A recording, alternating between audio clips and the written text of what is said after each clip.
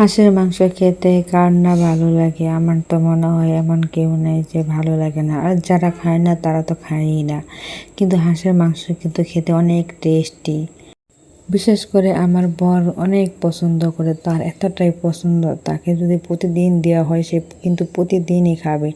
আর সেই জন্য মাঝে মাঝে সে হাঁস কিনে নিয়ে আসে, কিন্তু আজ তো হাঁস কিনে নিয়ে আসছে, এমনি হাঁস কিনে নিয়ে আসলে ড্রেসিং করে নিয়ে আসে। আজকে তো আমার মহা বিপদে ফেলিয়ে দিয়েছে। এই হাঁস দুইটা কিনে নিয়ে আসছে, জবাই করে আমাকে দিয়েছে পরিষ্কার করার জন্য। আমি তো পরিষ্কার করতেই পারি না, একদমই না।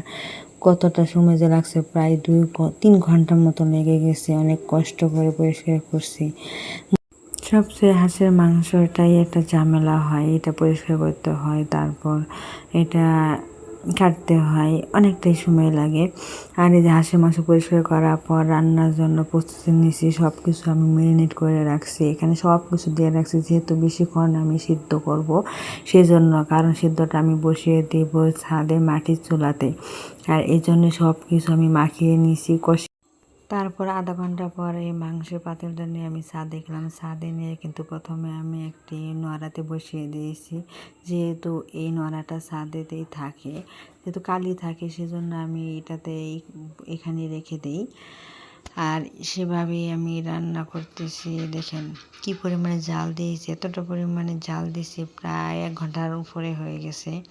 আর মাংসটা হয়ে আসলে তারপর আমি এটাকে একটু রসুন, জিরা, পাঁচফোড়ন, তেজপাতা সব কিছুই আর কি, গরম মশলা দিয়ে আমি একটু তেলের বাগার দিয়েছি। আর বাগার দেওয়ার পর আমি মাংসটা আবার আমি আমার রুমে নিয়ে আসি, মানে আমার রান্নাঘরে নিয়ে আসি। দেখেন কি সুন্দর কালারটা।